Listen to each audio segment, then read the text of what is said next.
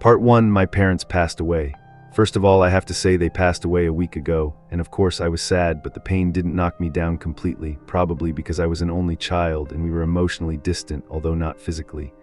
Both of us were professors. My parents were kind and thoughtful, very intelligent, but completely unemotional. As the only heir, I got all they had, a fairly decent income, meaning their combined assets were just enough to pay the inheritance tax on the house, and I moved in. I started cleaning out their worthless junk, which they had a lot of worthless stuff, and moved on to the pile of books in the living room that used to be my bedroom 18 years ago. A book caught my eye. Most of them would have gone to the library for charity or thrown away, but I thought this one might be worth something, if for no other reason than because it looked like it was over 100 years old. I opened it to a random page in the middle and flipped through it, through a few lines. "If you're reading this, Peter, it means we're dead." I immediately turned to the book and looked around the room, which was dead silent. What the hell is this? What are the odds of my name randomly appearing on a random page of a book in my parents' house at the exact moment they died? I didn't bookmark the page, so I couldn't find the context. To be honest, I didn't want to look. But I ended up opening the book and picking a random one. Luck is like dealing cards. You need to calm down, Peter. There's a demon in the room. I closed the book, put it on the bed, and walked towards the door. Of course, the door was locked, even though it didn't have a lock. I discovered this frustratingly when I was a hormonal teenager. I inherited my parents' logic and enough emotional coolness to know what to do. I turned back, picked up the book, and opened it again. Peter didn't have much time left. He was trying to get over it. It was probably under the bed. I reflexively looked down, didn't see anything unusual. Wait, there was a puff of smoke, thin, very hard to see, really dead. "Read on, Peter, read on. You have to stop it from getting in." I know the logical part of you wants an explanation, but that same logical part also tells you that the explanation has to wait. Now is the time for action.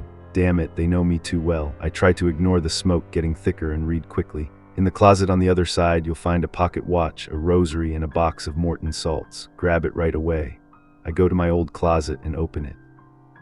I rummage through some random stuff. Why did my parents keep a bird's skull? Until I found a Resolute Elgin watch in the box of salts, but no head bead. I continue reading. In the drawer, Peter, in the back corner where some magazines used to be hidden. This is what my mother wrote, and I'm definitely going to need therapy for this later. I open the drawer, put my hand out behind the fake wall, and get an onyx rosary. The smoke is starting to suffocate me. The fire is coming from under the bed. Sprinkle termites around the bed, go on and right away. My father took the pen. I really wanted to sit and look at the next few pages. These words didn't appear at the time I read them. They were there in faded old ink that had clearly been there for a long time. Was there anything else written? There was no time to wonder. I put the salt ring around the bed. At first I felt silly because nothing happened, but then I realized the smoke billowing up was trapped in the yip ring around the bed. Only the smoke left in the room was what had spread before I made the salt ring. Now back to the book. Had to hold the demon. Peter stopped the watch and held it in his left hand. I looked at the pocket watch. It looked like it was 100 years old. The silver plating on top had a single knob. I pulled the knob, the ticking stopped. I held it in my left hand, holding it still. Son took the tea with his right hand, just like my father wrote. He was the only one who called me son and always had a talent for confusing me because he never cared to see if my actions were annoying. How could I keep the book, rosary, and clock with just two hands? Here I awkwardly hold the book between my watch handle, ignoring the growling coming from under my childhood bed. The book keeps shaking as I read. The demon is being controlled. Remember that it's important. Now it's coming up. Do you know that feeling when you turn on the oven at 200 degrees? Hot air blows straight into your face. Imagine that steam coming from your bed. I ignore the figure standing right in front of me. I'm scared to death, but if I let go of what I'm holding, fear will be all that's left. I'm so scared I can't stop reading. The next part requires courage, Peter. You have to face the demon. There's no one else in the house to do it, and if it escapes, it will be almost impossible to catch. I close my eyes, count to 5 when things get bad. My father always told me to do that. When the number 5 comes, I'm out of options whether to continue reading or not. Just keep reading with my hand holding the rosary. Boy, reach through the fire, it hurts. Catch the demon by the neck. No, no, no, no. I ran towards the door, it was locked. When I was little, my father used to read me the poem, The Love Song of J. Alfred Prufrock. I didn't understand anything, but my parents never showed any emotion. I didn't know if it was disappointment or praise, so I didn't know if my father was sad for me. He just explained that most people are content to be unknown in life and don't care about being great. I said it sounded ridiculous and asked why anyone would want to be like that. My father just replied with the usual dry logic, asking if I was the most popular kid in school or the best at sports or had the highest grades. I didn't answer completely. He asked me if I did anything to change that. I also said no. So he concluded, if you don't have the ambition to be the best among a few hundred kids, how can you expect to be great in the adult world? It must be because you are comfortable where you're standing. Why did so many things happen at the same time? My parents died, their story ended one day. My life story will also end. Do I really want to live like that, always in fear of loss, and if in the end I still lost all safe options, what does that mean? I stood up, holding the watch up, and walked towards the demon. It had the shape of a man, the outline was vague but still clear in the fire. He looked at me and smiled. I wrapped the rosary around his fist, then tightened his arms around his neck. The kidney was burning terribly. He glared indignantly but didn't fight back, as if his limbs were dazzled. I gripped the watch tighter, knelt down and pulled him down. Strangely enough, I had the strength to hold him down. The kneeling moaned, "Damn, it hurt so much." I temporarily ignored the pain. Peter had to open the door. The words on the page were smeared with tears of pain. Groping on the floor, looking for me, I reached deeper under the bed. I was sure my hand was melting, but then I felt a handle and yanked it up and put the handle in the gap between the spring mattress and the bed frame and carried it. Continuing writing, a part of my brain suddenly realized distantly that my parents must have known about the demon gate under my bed, and that led to countless questions to find out later. After I pushed the door open and pulled my hand back in pain but still forced myself to continue reading, I wanted everything to end so I could roll around and moan comfortably, pushing the demon down the hole of books just like that. I looked into its yellow eyes, confused for a moment, then I understood it was afraid. I didn't know what I was fighting for, but I suddenly became aware of my own strength at this moment. I grabbed the demon's neck and pushed it down the hole, and it fell down. Its scream echoed as it slid down. I closed the lid. For the next 5 minutes I just knew, curling up, crying and hugging my right hand. For a long time I realized the smoke in the room had almost cleared up. When the pain eased but didn't go away, I checked my hand. It wasn't scratched at all. I opened the book again. This time I didn't bother to look for the old page. The pain in my hand will persist for a while, my son, but physically my hand will be fine. The pain came from somewhere else. I suddenly remembered my father being crippled for the last 5 years of his life. No one explained why he was suddenly knocked out. I turned back to the book. It's your temporary burden. Let it go. There's still a lot to do. My parents' writing chapter ends so decisively. The next page is a chapter from a completely unrelated novel, extremely boring. Flipping back to the last chapter, the parents' writing is still the same. The book doesn't seem to have changed at all. Now what do?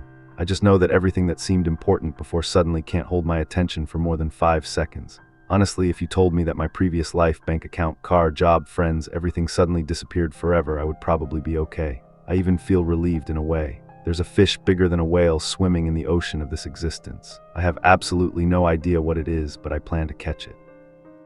It's time to search my parents' house. Part 2, it's time to search my parents' house. Just one book seems to have turned my entire understanding of time and space upside down, so what else are they hiding in this house? Both are professors, but no one in theology. My father is a professor of English literature and my mother is a physicist. The devil really sounds absurd, or maybe it makes sense. I'm still too confused to think about it, and my hand still hurts like it's being tortured by Satan's hemorrhoids. I walked up the stairs in a daze and sat on the first step and flipped through the book. I don't know if I expected to see those words still there or mysteriously disappear. Actually, I don't know which possibility is more reasonable. Right, I know I want to find that passage again. I want to explore that strangeness. Something is calling me and I want to respond. I find them enlightened. The book is the advice that I was led to. When I read it again, it doesn't seem reasonable because the story now is no longer interrupted by demonic confrontations or scary scenes. So that content was already here from before.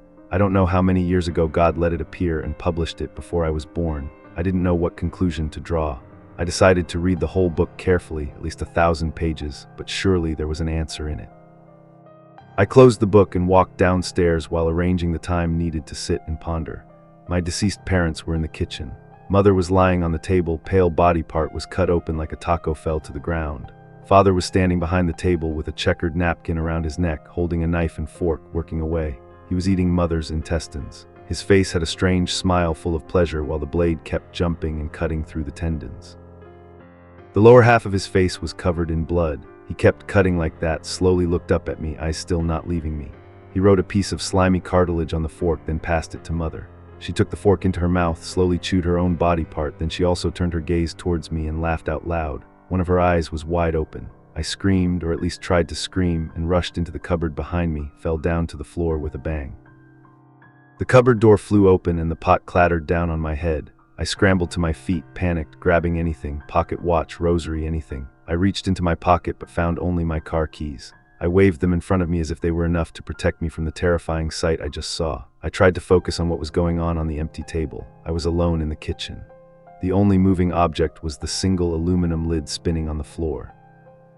Maybe demon hunting was harder than I thought. I sat on the living room sofa next to a cup of tea, hot chrysanthemum steaming. Hard to say if I did it out of unconsciously imitating my parents or for some other reason, but maybe imitating them wasn't as bad as I thought when I was 17. The book was open on my lap. I didn't bother to find the specific page. I just flipped through a few pages near the beginning and started reading. That scene must have shocked you, Peter. You were just attacked by a demon upstairs and it hurt you, harming you in a way that is not physical. You must also realize that what you see is in your head, but that doesn't make it any less real. You need to find a way to heal yourself, otherwise that wound will permanently affect your untrained mind. I met a strong book again, nothing like a mother's comfort when you're down by saying it so bluntly. I kept packing back and forth in my room. I was at a damn crossroads. If I continued to follow in my parents' footsteps, things would only get deeper and deeper. There was no turning back. I suddenly wondered what had led my parents to a certain decision they must have faced. I imagined them discussing fate. I saw my father saying that the fear of death gives birth to things that never existed, and that fear itself is a form of evil. My mother, with her boundless logic, would surely reply that death exists no matter what we do, and that every human being is born with a sentence from the mind. They are right, and if I choose not to now, going that wouldn't save my life. I would die anyway, and by then the only thing I had left was the ability to say I did it. I went back to the sofa and opened the book, starting with The Littlest Devil's Son. My father's advice ended. Triwong didn't explain anything more. Damn, I racked my brains trying to figure out what the littlest devil meant. Did my father ever mention a devil? I cried then. Buer Duncan punched me hard and took away my 3 GI soldiers. He strangled me until I had to admit defeat. When he let go, I ran all the way home. For a rare moment, my father was as close as a normal person. He held me as I sobbed. He was the worst he ever was. He made me feel small. He was a devil, I whimpered through my tears. Yeah, son, but don't let him control you. If that's how he lives, if hurting others is his pleasure, then he's the littlest in the world. Buster Duncan was the worst I ever knew. He lived just to cause misery to the children around him, regardless of my father comforting him. He was clearly much older than us because he had been exiled twice. I was lucky enough to live on the same street as him. I wonder if he's still in that shabby house at the end of the street. The stupid guys have grown up. What to do? I arrived at that house in just 5 minutes at noon. It looked even more shabby than when I was a kid. Behind the 3 rusty cars and the artistic collection of grass strips was the screen door. The strong smell of old cigarettes and an indescribable smell of boredom rushed out. I knocked on the door and heard the sound of CNN coming from inside. Buster's mother looked miserable, just being alive and annoyed at having to entertain guests, waddling out, a few colors of food crumbs falling from her loose robe. She said, "Hello, hello, uncle, I'm Mrs. Duncan. I was an old friend of Buster's when he was little. Can I see him?" She looked at me suspiciously for a few awkward seconds. "It's in the backyard," she finally spat out in a hoarse voice from the cigarette. I awkwardly followed through the shabby house towards the porch behind her. She plopped back down on the sofa. Buer Duncan was standing, laughing in the yard, which was basically just an empty lot, sat Rung.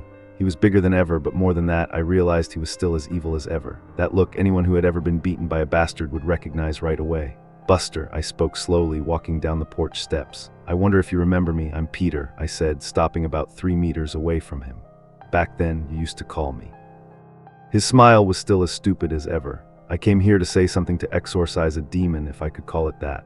I firmly held my watch in my left pocket, my right hand squeezed the rosary. "You scared me from walking down this street when I was little. The bruises on my hands were so many that, back in the day, the CPS Child Protection Agency had to come to the house to question my parents to see if they beat me." I curled my lips and smiled faintly. "I guess CPS thinks no one is as bland as Dad." My mother had enough strength to clench her hand into a fist. His gaze remained unchanged. Both hands kept flexing and extending resentfully. But not only that, I continued, my voice a bit choked. "He made me afraid of my own existence. He made me believe that there was something evil and strange in Peter that deserved to be beaten." It sounded like bullying when I was a child, but it destroyed my self-esteem, making me think I was weaker and therefore deserved to be beaten even more. Only later did I understand he was the one who was wrong. I choked with tears and I couldn't stop him from becoming petty. I could only choose not to allow myself to become smaller, so now I want to say what I should have said a long time ago. I walked up, only a few steps away from him, standing on par with his massive chest. I forgive you for real, I sighed. I chose to exorcise this demon. At that moment, I realized his eyes were yellow. The demon screamed and swung his fist at me. I was too terrified to take anything out of my pocket. I could only stare with wide eyes, punch me in the chin, and it bounced off, doing no harm. The demon screeched and started clawing at me furiously without even lifting my sleeve. I was only slightly shaken. I stood there stunned as it got madder and madder, hitting harder and futilely. Then it let out one last loud roar, burning, and then turned and ran into the woods. The only thing that stayed in my mind was the amazement at how tiny it looked as it disappeared into the shadows. I turned towards the house, imagining his mother coming out to find out what the fuss was about. She never appeared. Then I suddenly saw something on the ground I hadn't noticed before. It was a granite headstone. I walked closer. Buster Duncan, born January 10, 79, died January 9, 2013. There was no other text. I stood there staring for a long time. Finally, I opened the book. The part before me was the last line of a chapter. There were many ways to go out into the world and face the demons that roamed there. Their sons could destroy your body, and your mother ended her life that way. Always remember that any battle worth fighting is one you risk losing. But killing them is impossible, absolutely impossible. As long as there is a living demon inside you, no weapon will work. That is why I have to tell you the demon you pushed back into the pit last time wasn't harmed, just banished, and it probably hates you now. Be careful and remember, we are proud of you. In all the words in that damn book, it was the last sentence that shook me the most. As I turned the page with my right hand, I realized it didn't hurt anymore. I smiled. The next chapter was called Into the Deep Forest. I frowned. It was getting dark. I remember when I was a kid, I used to think that heroes who set out on a great adventure must never know fear. They must have set out because they knew they were given the strength to face any challenge, and the people who listened to the stories trembled because they only listened and didn't do anything. I have come to the conclusion that the greatest hunters are simply fearless, and then I realized as I tiptoed into the forest when Trang Vang had only a book, a watch, and a few grains of sand in his hand that I was so wrong. I was scared to death. I didn't bring anything to prepare for a trip through the forest. The little light left only existed thanks to borrowed time. I felt so stupid, but if I didn't follow every word of the book exactly, I would probably be dead now. I took a risk facing the unknown rather than give up faith in the book. Let's go forward. I walked through the dirt path that ran behind each house in the area and separated the forest from the residential area. At first, I could squeeze through the trees quite easily, but the deeper I went, the thicker the branches and leaves became, and the darker it got, and soon I was almost surrounded by pitch-black darkness. I saw a gap ahead where the faint moonlight filtered through the darkness, just enough for me to see the trees surrounding it. I followed that direction and arrived after only a few minutes. Just as I was about to enter the light, a face appeared at eye level. I hid behind the tree. I shouted, actually I screamed, but this time I wasn't stupid enough to take out my car keys and wave them around like a boss because they had proven useless against the demons in my head. Instead, I pulled out my rosary and my pocket watch, holding them both in front of me in a heroic pose. It was just a printed notice nailed to the body here, a missing person, a paper calling for people. On it had a picture of a man with a pimpled head smiling. Ivory was last seen about 3 weeks ago, and the name Gordon. They were faded from the rain and sun. I laughed dryly in relief. "Oh, Gordon, I'm sorry," I muttered. "If you've been gone for 3 weeks and people think you might be in this forest, you're probably dead." I stepped into the clearing, feeling a little guilty for my humorous reaction, but really today was too horrible. The moon was just enough for me to open the book and read on my way to my son to free the things that were imprisoned. That part ended a school. I was not a little uncomfortable. I had just gone through a difficult journey to free a demon inside me, don't you realize? I continued across the clearing, then go deep into the forest. At first, I feel a little spiritually elevated as I move forward. I am tearing through the darkness to find the light. It sounds poetic until I stumble. Friday, I start to get angry. The previous messages were all quite clear. Maybe I misunderstood the meaning this time. It was just a pretense going into the deep forest. Maybe I exaggerated. I turned around, wanting to go back, but oh well, all around was darkness. I couldn't go back or go forward because I didn't know which way was the old way. Of course, I left my phone at home. I punched a tree branch painfully, then just randomly walked in one direction. As I staggered, I tripped over tree roots, hitting my head on the logs hidden in the night.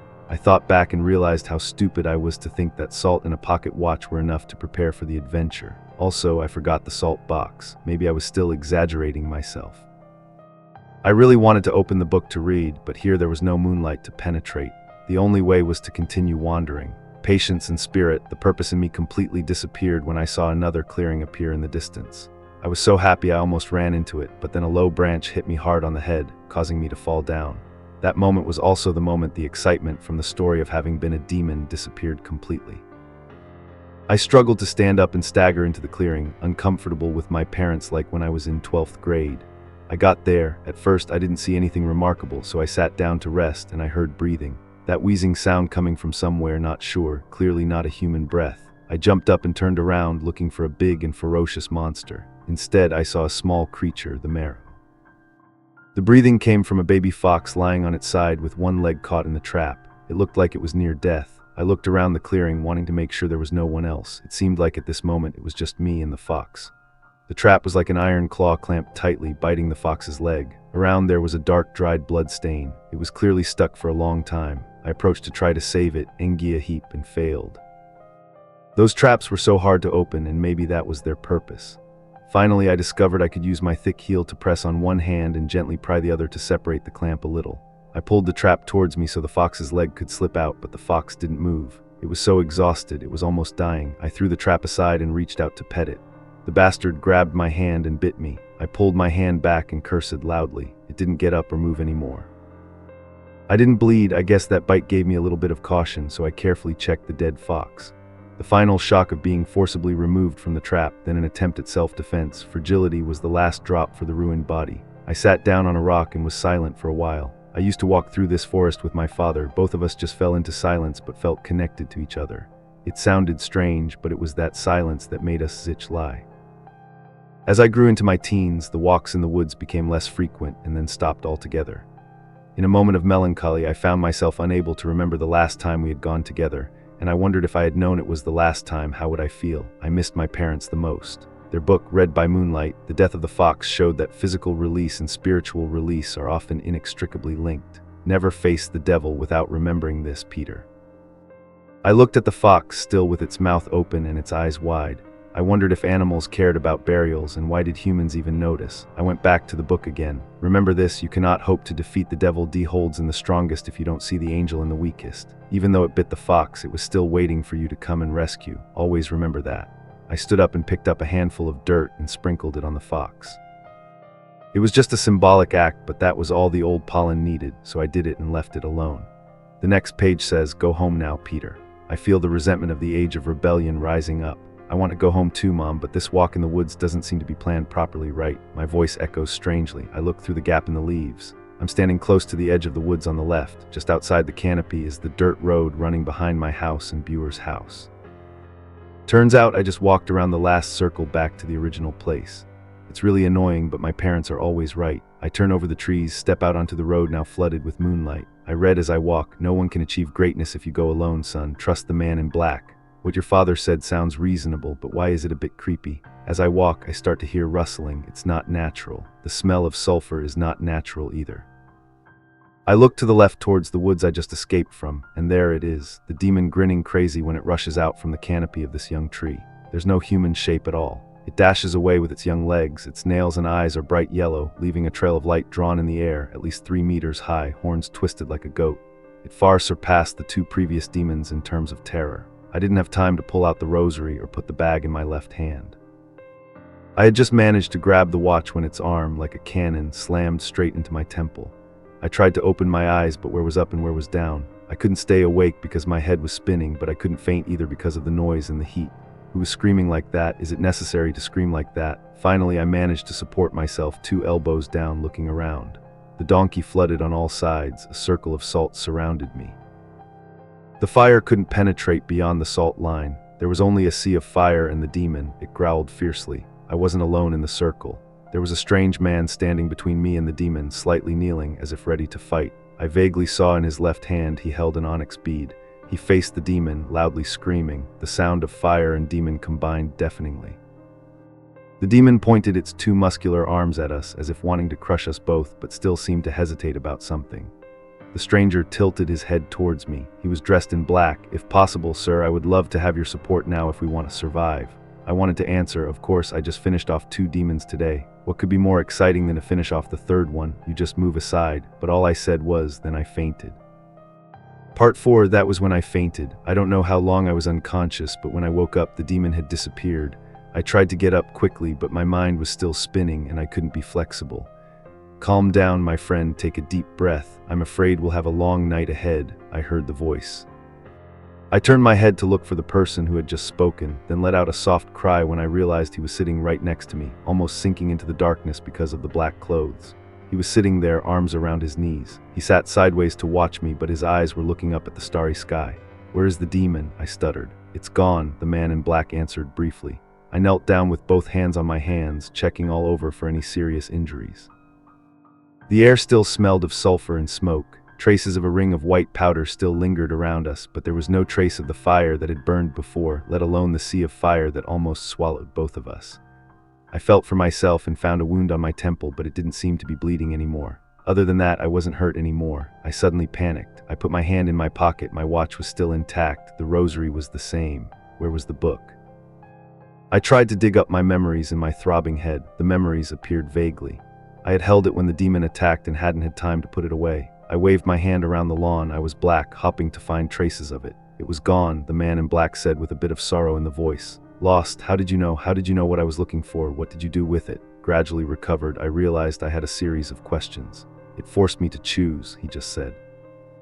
I waited for him to explain further because the answer sounded too absurd, but when I saw he didn't say anything more, I tried to express more clearly. "What was it?" I was drowsy, so that's all I could say. Finally, the man turned to him. He had short brown hair that flowed neatly to one side. His skin was quite fair, contrasting with his black clothes. "Your book was clearly special. When the bull-headed demon knocked you down, the book flew out of range of the fire. It could have killed us both, but then the demon noticed the book on the ground. I followed its gaze, and it suddenly smiled, creating a gap in the fire for me to step through." He sighed tiredly. "I understood what it was doing. It forced me to choose between you or the book, knowing that what I didn't choose meant I was throwing it away. I chose to stay with you. It immediately closed the circle of fire, took the book, and left. Not long after, the fire died down, and I've been here watching you ever since." Then he ran his hand through his hair. "Actually, I think it wanted to witness someone losing something important rather than causing physical harm because," he finished speaking, "it knew physical harm only ends with death, and it didn't want to let you off that easily." Saying that, he stood up and looked up at the stars. The guy dressed in black said it all, as if it were the most normal thing in the world. "Who are you after all?" He smiled. By the moonlight, I could see clearly. "I was Sebastian," he introduced himself simply. I held out my hand. "I was Peter," I greeted back, a little hesitantly shook his hand. "Are you the trash man? Salt ring, not a good time when the demon fire pin." I thought that was the thing to do. I scratched my head, confused. Yes, but I forgot to bring salt. Understand, I don't know why I tried to argue, maybe because my brain was protesting all the facts gently. "Now I did bring it," he just answered briefly. Even though I didn't doubt the truth, the answer made me even more confused. "You're wondering why I'm here," Sebastian commented, not exactly a question. "Well, it's more than a little," I just answered that. I asked permission to ask the same. "You spoke in a kind voice." The problem is I found myself very justified in questioning his motives, but in the end my answer, "I've been hunting demons all day, just crawled out of the woods while my parents were dead," made me stunned like a lunatic. "I live here," finally I forced myself to say it. He nodded, his voice calm but still urgent. "Maybe our questions should wait for another time." "Why?" I asked with a suspicious look. "You said you live here. Is that house yours?" He pointed behind me on my left shoulder. I turned around and almost fell because of the terrifying scene. My whole house was burning fiercely. We ran there in less than a minute. Of course, my phone was in flames. "Do you have a phone?" I shouted. "Sebastian, what are you doing?" He shouted back, running close to me. I looked at him with wide eyes. "To call the fire brigade, Professor. Do you have a phone?" He shook his head calmly. "This is a devil's fire," he explained and stood still, trying to catch his breath. That didn't satisfy me. I didn't care what kind of fire was burning my house. I wanted to put it out. "Have you ever been burned by a devil's fire?" I suddenly remembered my hand, the hand that burned without a scratch, but the pain felt like going to hell. Seeing the look of understanding in my eyes, "The ground when fired also not burned," he added. I looked up to see the raging fire, then turned back to him. "But what if the neighbors saw? Then why didn't you blink when the bull-headed demon surrounded us on fire? The police or fire department didn't come." "That's right, I don't think anyone saw unless they wanted that person to see," he said. I turned back, looking at the house that was burning clearly, like a hammer hit straight to the groin. No one else saw this scene. "So you still lost it in the sound of fire. Where are your neighbors?" I looked around. Sure enough, no one appeared, or there were only heartless people around, or what he said was strangely true. I frowned at Sebastian. "Who are you after all?" I repeated the question for the second time that night. "I am a priest, but recently spent most of my time wandering the streets," he said softly. Put my hand on the bridge of my nose under the fire. I saw it was a bit swollen and said, "Believe me, I have a number of questions for the man I found lying unconscious at the demon's feet. And looking at your house burning like this, I think sure you have more to explain to me, but maybe let's put that aside for now." "Why?" I asked, not interested in him being right. "Because, Peter, if we're the only two who see this fire, does that mean the demons are telling me something?" A chill runs down my spine. "What are they telling me?" I asked in my heart, not expecting him to have an answer. Father Sebastian looked past the row of windows. The fire flickered, looking up the stairs. "The boss is on fire. They want us to go inside. Sebastian has enough salt for both of us. I think it can only stop the fire." "I hope so," he said, "but it can't stop the demons themselves." He poured salt from a cloth bag into a second bag and gave me one. "We'll get more leads in the house if they haven't robbed us. We can also get more as long as we're smart. My parents might have hidden some things in the house," I suggested. He nodded really freely. "Did you bring sunglasses or sage?" I rolled my eyes. "Yeah, I usually don't bring sunglasses when I go for a late night walk." Suddenly, "Hey," I bow. Iled slightly. "Let's be happy because that question is the weirdest thing that happened to you today." He pulled out a rosary from his pocket. I realized it looked exactly like mine, but maybe that's another story for another time. "Demons learn the most about us through our eyes," he said over the sound of fire. "They're more human than we want to admit. Wearing sunglasses helps to keep that down. Sage doesn't kill them if you want to know. It's just a strong irritant like tear gas for monsters." Sorry, I don't have any sage right now." I looked at the rosary in his hand. "So, rosary, I saw it work." He hesitated before answering. "That's the big question. I'd love to have a longer theological discussion when I get the chance. Let's put it this way. Let's say you had $10 million. Is that a power? Money is power." I nodded and glanced at the burning front door. "Yes, but imagine you had $10 million and there was only one person left on Earth. That person didn't care about money. All power disappeared because it only existed in the interaction between two people. Power is just that. Two people create and give themselves away from the start. So does the rosary. It can be extremely powerful or useless depending on how you create it. You understand? I'm not really. I'm telling the truth." "So you're starting to understand," he concluded. I thought of a million unanswered questions. "Right now, I just wish I had my parents' book in my hand." "What about this?" I asked and took out my pocket watch. He looked at it curiously. "I've never seen anything like it in the spiritual realm." I thought of it. I didn't get to finish when a stream of fire burst from the upstairs window. "Peter, I think something's trying to get out. I don't have much time." Sweat tickled the back of my neck. "It wants us to go in. Why are you stroking my hair?" "They'll be stronger if they hurt someone first, and I guess the demons think we'll be victims so they can gain strength," he sighed. "But we don't have a choice. What's inside is about to get out with or without more victims. But we can stop it, can't we?" "Oh, they don't believe we can do it." We stood still for a few seconds. A handful of termites were thrown out and scattered down the hall of my house, flying in all directions from the palm of my hand, wide enough to create a path through the fire. My friend in black and I walked side by side into the fire that wrapped around the four seas but could not touch us. "Welcome to hell," I let out a sentence. At the end of the hallway, we met the living room. The fire demons licked all over the wall, but the floor did not burn into the strange darkness. It took a few seconds for me to realize the presence of the little girl. The girl, about 5 years old, was tightly held on the chair on the other side of the room. Her blue eyes were wide open, shining with pure terror. Her hair was tied in 2 braids, trembling with fear. Her mouth was gagged so tightly that she could not scream. Her arms, waist, and legs were wrapped in so many ropes that her 2 little feet could not even touch the ground. "Damn it!" I screamed and rushed to help the little girl. A part of me knew very well this little girl must be bait. Maybe it was best to ignore it, but if I accepted to abandon a child, would I have any justice left to go kill the demons anymore? It was better to let go than to trade my conscience. I suddenly understood. Maybe I also not knowing the whole truth about the death of my parents, but I still rushed towards the girl. Suddenly I was knocked down only a few steps away from her. Her weak moans made me panic even more. I struggled. I turned around to look at the person who had just attacked. Sebastian, who was beating me down, he yelled back to the hallway quickly, but I couldn't abandon the girl. Even though he pulled me up, I still struggled, wanting to go forward. Sebastian changed the way he turned around to block between me and the girl. His right hand still held my collar. The fire was roaring. Sebastian raised his left hand and pushed straight into the girl's chest. In his hand was the rosary. A terrible scream shook the whole house. The girl in the chair flew straight into the wall behind. The impact was strong, then bounced back, but the girl didn't touch the product. From her body ripped apart 6 limbs, 3 meters long, tearing the chair into hundreds of pieces. Those 6 legs were firmly stuck to the floor, lifting the remaining body up in the air. They were like metal bars thrashing crazy, no different from the legs of a giant naked robot. But the head was still the same, hair tied in two sides, and all the difference is that now her whole body turned blue, except for her eyes glowing yellow. And oh my God, it screamed in horror. The blue demon lowered its legs to the floor, the metal tip broke the wood splinters. I stood frozen, looking at its innocent, childish face, disgusted to the point of nausea. Then the legs lowered its head and hovered in front of me. From that tiny head stuck out a tongue that looked like a human tongue, except it was almost half a meter long and blue.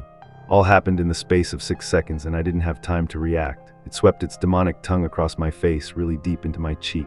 The tongue was cold and wet, just like the most disgusting rotten peach in the world. That tongue contained evil spirits. As soon as it licked me, I couldn't control myself. I collapsed and cried so hard my whole body shook. I didn't care about the fire burning around me. I didn't hear Sebastian calling desperately. I didn't care about the demon lurking. I wasn't afraid of death because that cursed tongue touched the depths of me, and I just cried forever. Part 5. I cried and cried and cried and cried. I kept crying. Everything was falling apart. The loss of my parents, the secrets they kept for so long, the dark path they had led me astray, the truth that when I die my friends and extended family will probably miss me for a while, but they will soon pass, and I am facing this life and death challenge with a stranger. I am not ready for it. I rolled over lazily, opening my eyes through the smoke and tears.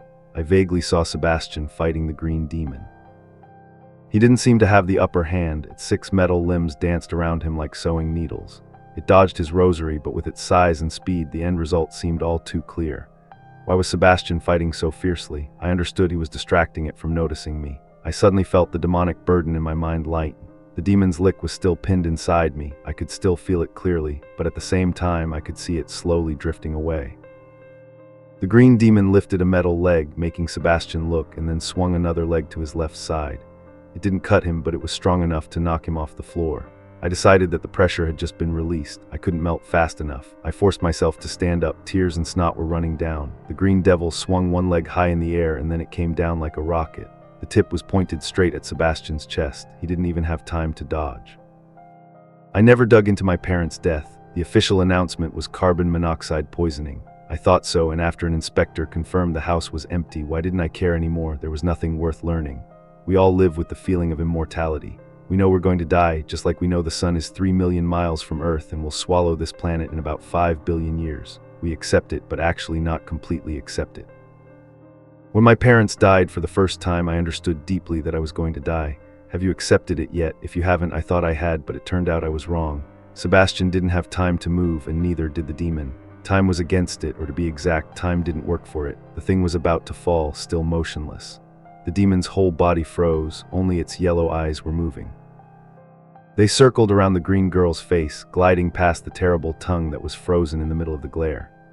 Sebastian gasped, looking at the demon's feet, then to me, then squeezed himself out of the needle. The gap was just 2 knuckles. His black shirt was torn when he escaped. I stood there, chest heaving, in the middle of the living room, burning with fire, left hand tightly gripping the pocket watch. The knob had been pulled out, the demon was frozen. Sebastian looked up, stunned, mouth wide open. "Who are you?" "I'm a demon hunter, like my parents before. Now get out of the way." The demon couldn't move as I stood right below it. One leg was still hanging, ready to fall. I positioned myself in the middle of the pentagram created by the 5 remaining legs. I pulled out the rosary, looked up at the demon, mind filled with anger and grief. I jumped straight up, smashing my fist, my hand wrapped around its throat. The monster's body, all 6 metal legs, flew up, hitting the ceiling, then falling down with a loud bang.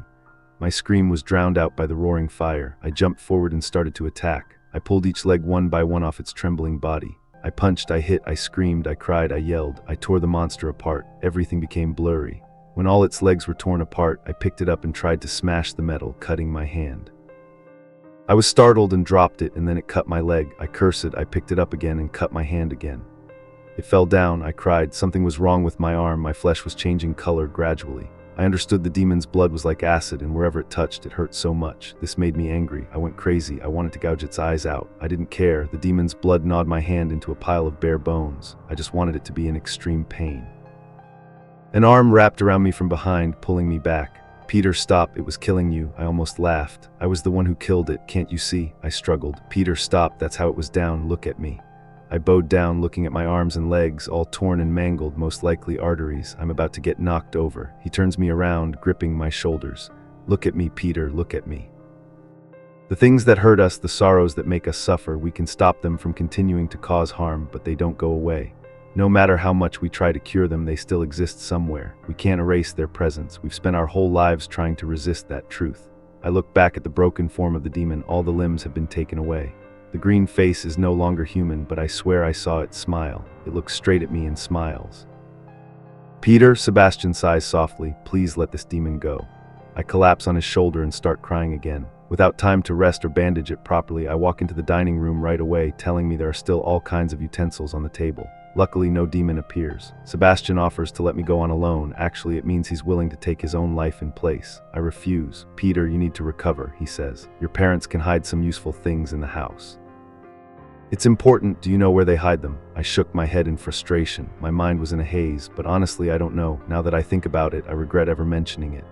Try to think, Peter. What could they possibly be hiding that you don't know about? A secret room? I sneered bitterly. Hide? Yeah, obviously they hide a bunch of big stuff. If there's anything that can help us, they probably hide all the memories starting to turn into wounds. I miss them but resent them at the same time, and they're clearly capable of hiding something important, like a room. Oh, I blurted out. I glanced around the wall, looked up at the ceiling, then back to the spare bedroom upstairs. It faced both the front and backyard. Sebastian looked at me blankly. This house wasn't designed that way. Couldn't have windows looking out on both sides. His face showed realization. Have you ever looked through both of those windows? I turned sharply towards the stairs. I only looked out towards the backyard. Now that I think about my parents, I stopped, swallowing hard, never opened the curtain, the wall in front, and I never asked once. I said while we walked up the stairs. It seemed I used to be a pretty carefree kid. I reached for a butcher knife from the cutlery set out on the table in case I needed to rely on the window. Who knew my parents had locked me up spiritually? Maybe they also took physical precautions. I suddenly realized that, although it was extremely painful, the wound from the green demon did not stop me from moving forward. Maybe that was also in its plan. We went up the stairs full of fire into the first room on the right without any problems. I rushed towards the curtain, the tiny door at the end of the room. The curtain was motionless and pitch black. I held the two edges of the curtain in my hands, suddenly understood I did not know what I wanted to see. Having an answer meant having proof. Finding the truth was uncovering the mess. I yanked the curtain, grabbed the windowsill, looking into the window, not looking outside. That was the only room that was not on fire. I fumbled, looking for the light switch that lit up the whole space that looked like a workshop, and it had been ransacked. I ran around, my head spinning crazy. No one has been in here. I pick up the remaining pieces, some empty bags, torn labels, salt and sage, torn pages of ancient books, mysterious devices that would make sense in my mother's head, a physicist all messed up, no benefit to me. Loss is much useful is no longer the right kind of blow. I don't need it all now. On the other wall I see something and run towards it, two empty shelves fastened to the wall. Underneath there's a small museum-style plaque for notes, very edge, the damn blessed sword. I look at Sebastian. There should be a sword right here, we could use it. I punch it, thinking I'm grabbing a piece of machinery, throw it across the room. Damn, it's all damn it. I bend my knees, tears welling up once more. Suddenly an idea comes to me. Sebastian, I jump up. Oh dear Sebastian, look what we have here. I raise the butcher knife I just brought from downstairs. He glances at me suspiciously but doesn't back down. You are a priest. I almost laugh. You still stop. You can bless this knife. We'll create our own demon sword. No one can stop us, Peter. Don't refuse. It will be perfect. Ha, now we take the initiative. Peter, I can't do it. I felt my face darken. Why did your friend sigh? Because it is a weapon. I stepped forward and tapped my fingertip on the tip of the knife. That was the purpose. Listen, Peter, the cut on your body is not too deep. Find some bandages, then continue. I slammed the knife on the workshop table. That doesn't matter now, Sebastian. You bless the child. Let's finish everything and do it. He looked at me completely still, as if he didn't hear what I said. Peter, what does a blessing mean? It is the giving of a soul with the trust and goodwill of the giver. I'm sorry I can't bless something that was born to hurt others. Here, it's more than the inevitable matter of life and death. It involves belief in the soul. And that's not the room. There is no fire, yes, but I started to see red flashes at the edges of my vision, curving like a strange smile. Get out of here. I feel the heat of the fire getting hotter. I won't leave you behind, Peter. That's a serious promise. You left me now. Get out of my house. I can clearly see the fire rising. Sebastian's power still stands still. You go, or I force you to go. My arms and legs are now strong as tree trunks. I feel they can hurt. Peter, that's the lick of the demon. It's invading you. You have to fight it. Have you ever thought that this is my choice, that I want you to go? Let me take care of this alone. I tell you to get out. I charge forward, determined to make him leave. I don't want to be ignored anymore. I slam into Sebastian, making him choke, then lift him off the floor. I run to the window that opens into the empty room, hug him tight, and charge through, landing, making me dizzy. The two of us lay there, gasping for air. "Peter," he wheezed, "listen to me." He coughed. "The only way to get through it," he gasped. "You have to let go, don't fight it." He struggled to sit up. "That's the only way. Remember, he's still a demon." I can't stand. I help him stand. I recover faster, immediately pick him up and lead him out of the room to the top of the stairs where the fire is raging. "I will exorcise this demon, Peter, please," he shouted. The cough has subsided. "Please let it go. You have to let go." "Ready," I reply, tears streaming down my face. I push him forward, letting him tumble down the fiery stairs. "Demon, I let you go." Part 6. The demon is freed. In my heart, I justify myself that Sebastian deserved to be pushed down the stairs. Part of me knew right away that I had done something wrong, but on the other hand, I was satisfied with that very realization. A vague thought crossed my mind about how I once found the doctrine of the Trinity ridiculous. Part of me still thought that, but I also understood that none of my thoughts could exist without the others accompanying them. Tears welled up and my mouth smiled. My head was spinning. I was both excited and terrified for the next step. I turned back to look at the upstairs hallway of my childhood home. Red fire, everything looked different, but there was something calling me, something I was still missing. A thought flashed through my mind that made me gasp. I knew what I had to do next. I pushed Sebastian out of my head. "You pushed him, bastard," picked up the cleaver in the room and stuck it in my belt and headed down the hall. Every step I could swear there were sparks of fire rising from my footprints. As I turned the corner, I realized I wasn't alone. A hiccup rose in my throat, then my lips curled up, my eyebrows turned around, and I the bull-headed demon with horns. The ceiling stood there, 2 arms as big as house pillars almost brushed down the product. Flames licked around its fingertips. Its long snout made its face somewhere between human and ape, while its entire eye glowed yellow. A sickening feeling of anger and fear rose in my throat. It laughed. Damn it, the sight was so disgusting it made the skin on its snout twitch. It raised a long finger with sharp nails, pointing up at the ceiling. My parents' book was hanging by a string. I fully understood that it was tempting bait. It wanted me to die while its eyes were still eagerly looking at the book. I wondered what the demon was going to do. It rushed at me, and I also rushed at it. I was arrogant. I took advantage of that arrogance. I also knew arrogance would weaken me, and I was afraid of that. The bull-headed demon raised its hand and swung straight at my skull. With just one movement, I pulled out the watch from my left pocket and the rosary from my right pocket. I swung the rosary up, my hand still holding it tightly, at the same time using my right finger to turn the knob of the watch. The demon's arm stopped in midair. Then I threw the rosary down and grabbed its muscular hand. Damn it, the movement was so beautiful. I continued to run and carried me past it, stretched the rosary, causing the demon to also be dragged along, easily bouncing its feet off the floor. I dropped my knee and threw the monster over my head, even though it must have weighed half a ton, then slammed it onto the floor. It groaned. I realized, unlike the previous ones, this demon did not rely on transmitting emotions through contact. Perhaps it only relied on muscle strength to scare its victims and not a supernatural connection, mental pressure. Everything is based on the human brain catching people. Trapping yourself is probably the greatest magic. Now it lies still at my feet. I feel so powerful. I wrap the bead around its neck, pulling it off the floor and squeezing it tight. Sebastian once said the bead is only strong when you let it interact properly. Now I think he's talking nonsense. I can clearly feel the power flowing into my hand as I strangle the demon. Then it starts to deflate. Every time I grip my teeth, I force my muscles to contract more, controlled by the watch. It can only groan. In the end, the monster shrinks to the size of a child. Its horns are short. I pull out the watch, press the knob back, and watch its legs flail. I laugh at the demon. Meet the demon hunter. Let's see it struggle. What an excitement. I can clearly feel the power from its muscles, tendons, bones as hard as steel being transferred into me. Maybe I don't need the bead anymore. I pull the butcher knife from my belt, wanting it to look. Its eyes widen, it understands. I smiled as wide as I could. Wait, I looked up. The book was still hovering right above my head. A quote came to mind. You cannot hope to defeat the angelic nature in the greatest of beings if you are unable to see the demonic nature in the least of them. Konengi Saisai, I seem to have mixed up the sentences. Then I looked at the little demon, confused. I started to tremble. I understood right away. Killing this demon would also be putting an end to me. I didn't know how, but I knew I had to drop the knife. I dropped it on the floor. I was still angry, so I threw the tiny bull-headed demon towards it like Tom Brady threw a football.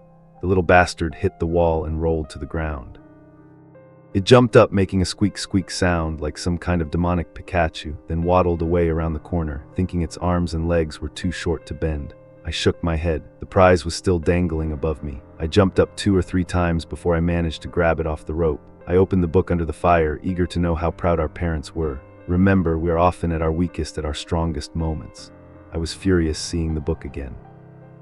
Parents don't know how hard I worked for this victory. I decided to close the book. If their advice only made things worse, then there was no need to listen. I wondered if it was their adherence to those philosophies that led them to their deaths, and I felt a little pride in believing I wasn't that stupid. I turned towards the corner of the hallway with utmost confidence. The power of the bull-headed demon still flowed through me. I could feel it was a great feeling to believe that everyone else was weak. I liked it, a part of me liked it. A little voice warned that I was using it. I judged that voice, thinking it was weak. I picked up the knife. I knew for sure knew I was stronger than anything about to face the next enemy, so scared nothing could scare me. I turned the last turn. I shouted, "How many chins can a person have? Suppose 7 times that number." Imagine countless chins pouring down, covering the chest, mixed with sagging breasts. Be happy, an image of a creature so fat that there is no room for legs, 2 short arms stuck on a mass of flesh that cannot reach the shoulder but only sinks down to the pile of old shoe leather. Think of a tarantula leg, magnified 30 times, now covered with human skin but still keeping the bristling hairs, enough to understand how strange it is to see a foot pointing upwards and attached to a sea of skin instead of attached to a leg.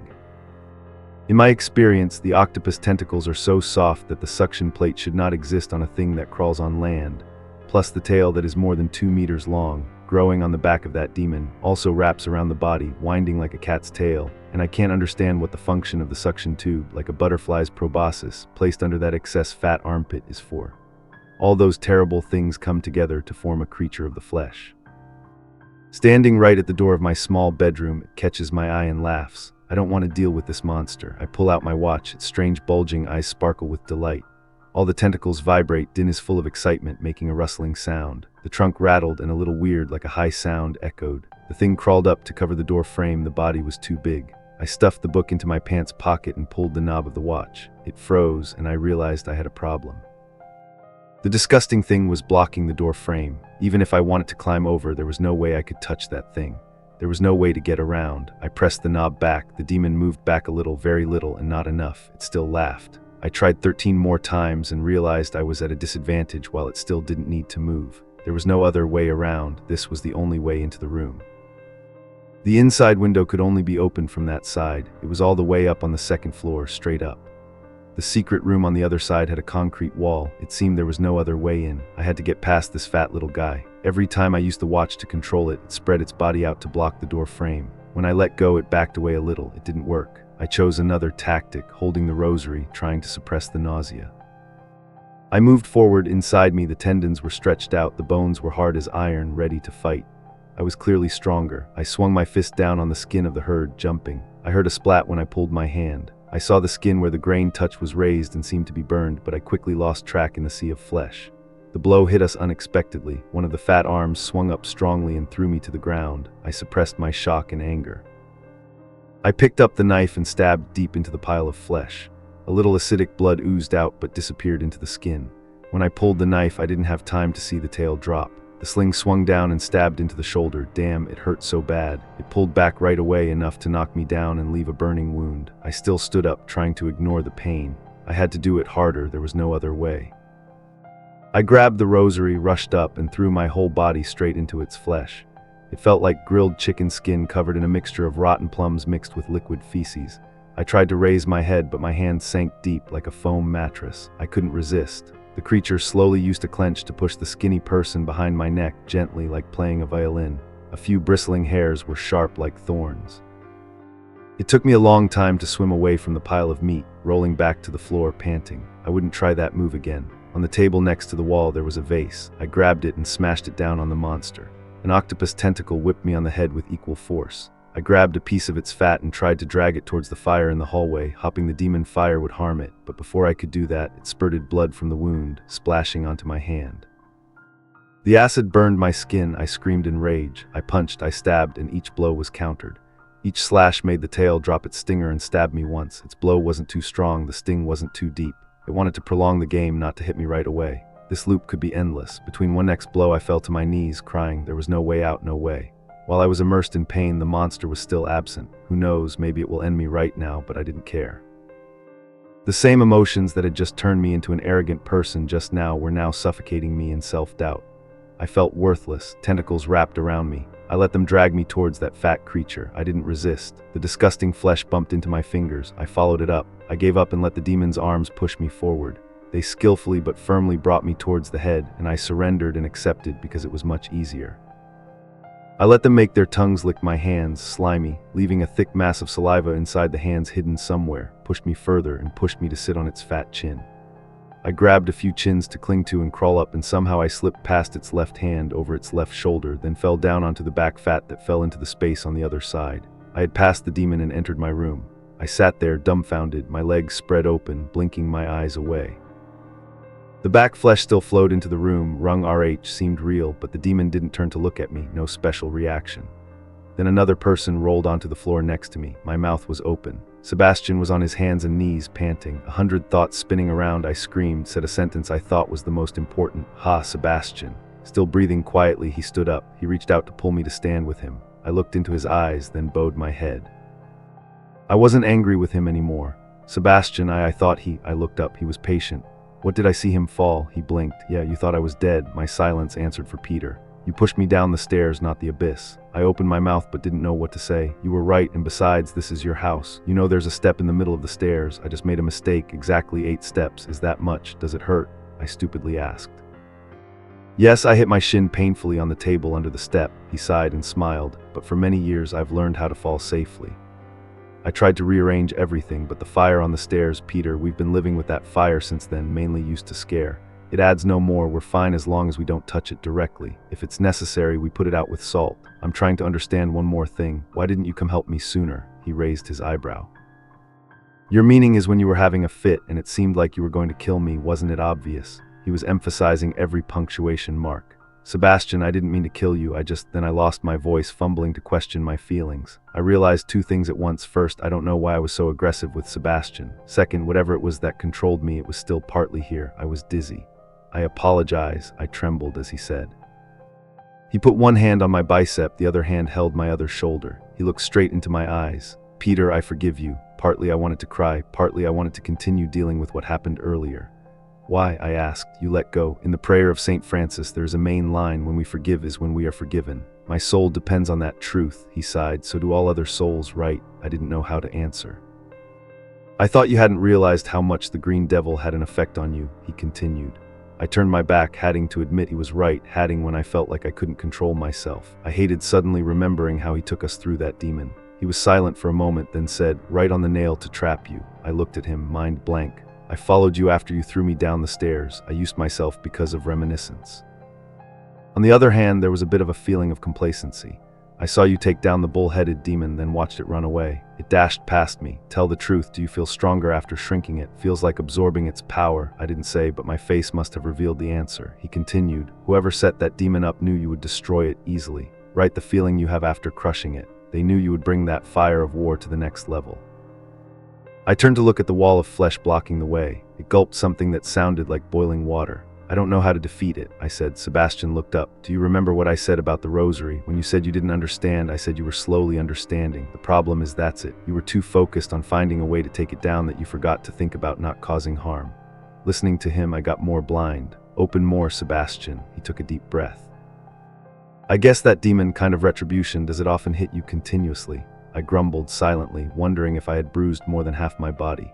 But I watched Peter. Sometimes you sat there crying and screaming, it didn't move. It only attacked when you attacked and used the same type of moves at the same level to counterattack. I opened my mouth but couldn't say a word. It knew how to react to the watch. You froze it, it also froze you. Every action was responded to accordingly. I didn't like the fact that he was so precise.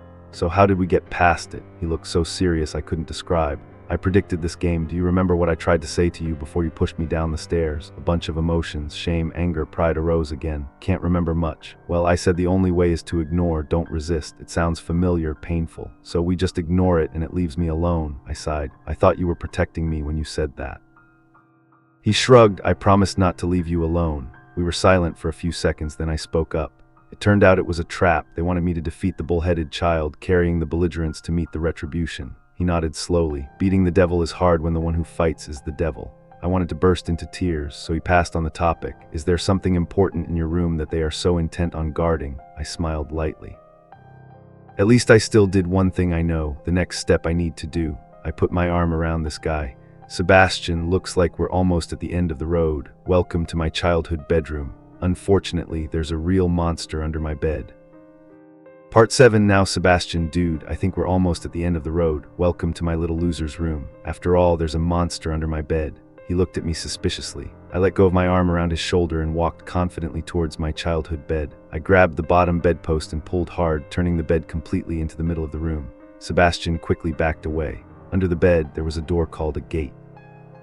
It was more like a square trapdoor made of the same wood as the floor. If still the bed covered, I would never have noticed, but now it was revealed and I knew what I was looking for, so I saw it clearly. I knelt down and gently touched around the edge of the door. There were a few lines engraved. I leaned in to read a series of numbers and a few words carved into the wood. 10-11-987 Gore 1913. I didn't understand what it meant, but I recognized the scribbles very similar to my father's writing, remembering where I first touched the handle the day before, even though it felt like a long time ago. I ran my hand around the wood, looking for a solid spot to open the door. Peter, Sebastian said in a weak voice, are you sure you want to do this? Are you ready for what's waiting behind? The words still evoked a bunch of emotions I didn't invite: frustration, shame, lust, and anger. Definitely angry. I turned back to look at him tiredly. I took a deep breath, trying to steady myself. Sebastian, I've come too far to stop now. Whatever's behind this door, it's what my parents left for me. Demon or not, I need to know. My voice wavered, but I meant every word. The fire still roared faintly in the hallway, the grotesque flesh demon still blocking the exit, but in this room, it felt like time held its breath. Sebastian nodded slowly, his eyes searching mine. All right, but we do this together. He stepped closer, crouching beside me, his presence a quiet anchor amidst the chaos swirling in my head. I traced the carved numbers again. 1011-987 Gore 1913. Hopping, they'd spark some clarity. Gore could be a name, a place, or just nonsense. The numbers felt like a code, but I didn't have the key. My father's logic was always layered, and my mother's precision would have made it airtight. I'd have to figure it out later. For now, I focused on the door itself. My fingers found a slight indentation near the edge, a subtle groove just wide enough for a grip. I wedged my nails in and pulled. It didn't budge. Locked, I muttered, frustration bubbling up. I glanced at Sebastian. Any priestly tricks up your sleeve? He smirked faintly, pulling out his rosary. Not a lockpick, I'm afraid, but if it's sealed by something unholy, this might help. He pressed the onyx beads against the wood, murmuring words I couldn't quite catch. Latin, maybe. The air grew heavy, like a storm was brewing in the room. For a moment, nothing happened. Then a faint asterisk click echoed from the trapdoor. I didn't hesitate. I yanked it open, the hinges creaking as a rush of cold, stale air hit my face. Below was darkness, a narrow shaft descending into the unknown, with a rusty metal ladder bolted to one side. A faint sulfurous whiff drifted up, twisting my stomach. Whatever was down there, it wasn't friendly. Sebastian peered over my shoulder. That's no basement, that's a pit. Yeah, I said, gripping my pocket watch tighter. And I'm betting it's where all this started. I swung my legs over the edge, testing the ladder with one foot. It held. I looked up at Sebastian. You coming, or do I face the family secrets alone? He sighed, tucking his rosary back into his pocket. I promised I wouldn't leave you. Let's go. He followed me as I started the descent, the ladder groaning under our weight. The climb down was slow, each rung slick with dampness. The walls were rough stone, glistening faintly in the dim light filtering from above. My mind raced, images of my parents, their unemotional faces, the book, the demons. What had they been hiding? Why me? The questions gnawed at me, but the answers were below, and I'd drag them out kicking and screaming if I had to. After what felt like an eternity, my boots hit solid ground. The shaft opened into a small, circular chamber, maybe 10 feet across. The air was thick, oppressive, like breathing through a wet cloth. In the center stood a stone pedestal, cracked and ancient, with something resting on top, a small, leather-bound journal, its cover worn but intact. Beside it lay a single key, tarnished but sturdy. Sebastian landed beside me, brushing dust off his hands. That's it, he asked, eyeing the pedestal. Has to be, I said, stepping forward. My hand hovered over the journal, hesitation creeping in. What if this was another trap? But I'd faced worse today. I snatched it up and flipped it open. The pages were filled with my father's tight, meticulous handwriting, interspersed with my mother's sharp, angular notes. Dates, diagrams, equations, and then a single line that stopped me cold. Peter, if you found this, the gate is open. Close it or it closes you. I turned to the next page, my heart pounding. A rough sketch showed the trapdoor above, labeled Gate 1913, with arrows pointing downward. Below it, a scrawled warning, asterisk, the demon feeds on will. Strength makes it stronger, surrender starves it. My mother's handwriting added, time is the lock, faith is the key. Gate 1913, I muttered. That's what the carving meant, and this key, I picked it up, turning it over in my hand. It was heavy, with an odd symbol etched into the bow, a circle with a slash through it. Time is the lock, Sebastian leaned in, reading over my shoulder. Your watch, it's not just a weapon, it's part of this. I pulled the pocket watch from my pocket, its silver casing glinting faintly. The knob I'd been using to freeze time, could it do more? I glanced at the pedestal again.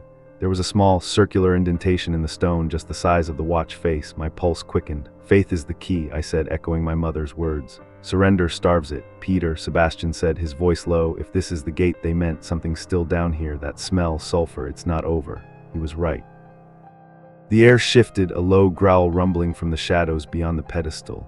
Yellow eyes flickered in the dark, paired with a silhouette that dwarfed the bull-headed demon. Horns curled upward and a tail lashed behind it. This wasn't a minion, this was the source. I clutched the journal and key, stepping back. Sebastian, get ready with that salt, he nodded, pulling the small pouch from his coat.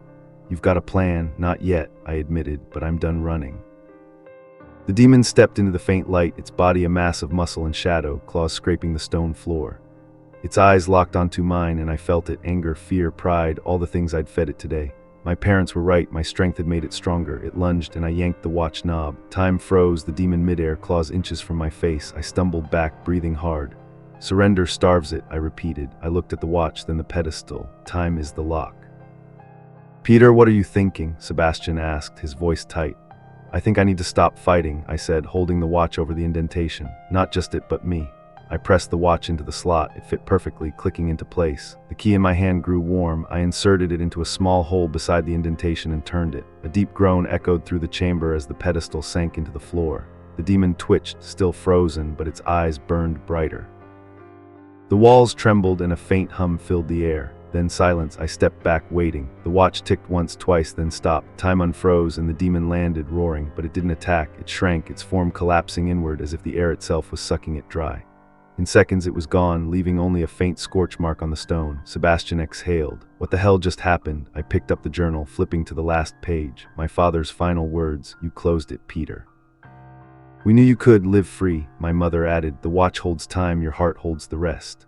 I closed the book, tears stinging my eyes. It's over, I said, voice breaking. They knew I'd figure it out. Sebastian clapped a hand on my shoulder. You did more than that, you let go. We climbed back up the ladder, the fire in the house fatting as we emerged. The flesh demon was gone, the hallway clear. Outside, the night was still, the stars bright above. My childhood home stood intact, as if nothing had happened. What now? Sebastian asked, brushing ash off his coat. I smiled faintly, clutching the journal. Now I search for that fish bigger than a whale and maybe get some therapy. He laughed and we walked into the dawn, the weight of the night lifting with every step. The morning sun crept over the horizon, casting a pale golden light across the quiet street. My childhood home stood behind us, unscarred by the night's chaos. No smoke, no charred wood, no trace of the inferno that had consumed it hours ago. It was as if the demons had reset the stage, leaving me to question what was real. But the journal in my hand, the watch in my pocket, and the faint ache in my bones told me it wasn't a dream. Sebastian walked beside me, his black coat dusted with salt and grime. He hadn't said much since we'd emerged, but his steady presence felt like a lifeline. I glanced at him, his face calm but tired, the kind of exhaustion that went deeper than a sleepless night. You didn't have to stick around, you know, I said, breaking the silence. Most people would have run screaming by now. He chuckled softly, kicking a pebble down the road. Most people don't spend their days chasing demons, Peter. Besides, I made a promise, and I'm not one to break those. I nodded, grateful but too worn out to say it. My mind churned with everything, the gate, my parents' cryptic messages, the demons that seemed to know me better than I knew myself. The journal weighed heavy in my hands, its pages a map to a world I'd never asked to explore. But I couldn't stop now, not after seeing what lurked beneath the surface of my life. Where to? Sebastian asked, pausing at the end of the street. The neighborhood was waking up, birds chirping, a distant lawnmower humming. Normalcy felt alien after the night I'd had. I looked down at the journal, flipping it open to the last page again. Below my parents' final words was a faint sketch I hadn't noticed before, a rough outline of a coastline with a single word scribbled beside it, Eldridge asterisk. No context, no explanation. Typical of them, drop a breadcrumb and let me figure out the rest. Eldridge, I said aloud, testing the word. Ever heard of it? Sebastian frowned, rubbing his chin. Sounds familiar. A town maybe, somewhere coastal. I'd need to check a map, or well, you could use that fancy deep search mode of yours if you had your phone. I snorted, left it in the house, probably melted into a puddle of demon goo by now. Guess we're doing this the old-fashioned way. I tucked the journal under my arm. Let's head to the library. They've got maps, and I need to figure out what my parents were pointing me toward. He raised an eyebrow. You sure you don't want to sleep first? You look like you've been dragged through hell and back. I have, I said, managing a weak grin. But if I stop now, I'll just dream about that flesh demon's chins. I'd rather keep moving. Fair enough, he said, falling into step beside me. Lead the way, demon hunter. The library was a 15-minute walk, and the morning air helped clear the fog from my head. My hand brushed the watch in my pocket, its cool metal grounding me. I didn't know what it fully did yet. Stopping time was one thing, but my mother's note about it, holding time, hinted at more. And the key, still tucked in my other pocket, felt like a loose end I'd need to tie up. We reached the library just as it opened, the glass doors sliding apart with a soft hiss. The place was quiet, save for the hum of fluorescent lights and the faint rustle of pages. I made a beeline for the reference section, pulling an atlas off the shelf while Sebastian lingered near the entrance, scanning the room like he expected a demon to pop out from behind the photocopier. Eldridge, I muttered, flipping through the index. My finger landed on it. Eldridge, Maine, a small coastal town, population barely 1,000, tucked along the rocky shores of the Atlantic. I spread the map open on a table, tracing the route from here. It's about a 6-hour drive northeast, remote, isolated, perfect place for secrets.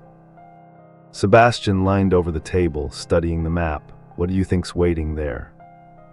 No idea, I admitted, but my parents didn't doodle random towns in their demon journal for fun. Maybe it's where they found the watch or the gate, or I trailed off, the possibilities piling up. Something's there, I can feel it.